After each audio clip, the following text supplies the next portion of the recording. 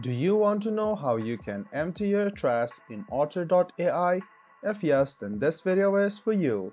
Hello and welcome to AI Basics. It's your host back again with yet another interesting tutorial video. In this video, I'm going to teach you how you can empty your trash easily using Otter AI. Go ahead and open Otter AI on your Chrome or Edge browser. On the left hand side, you can see the trash option. Go ahead and click trash and it will lead you to your trash over here.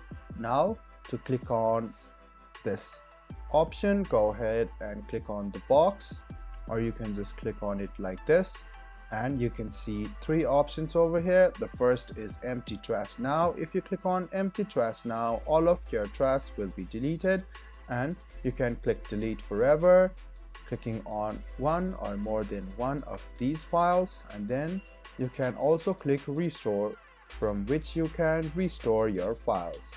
Now to delete all of your files, go ahead and click empty trash now and click delete forever. This way you can empty your trash easily.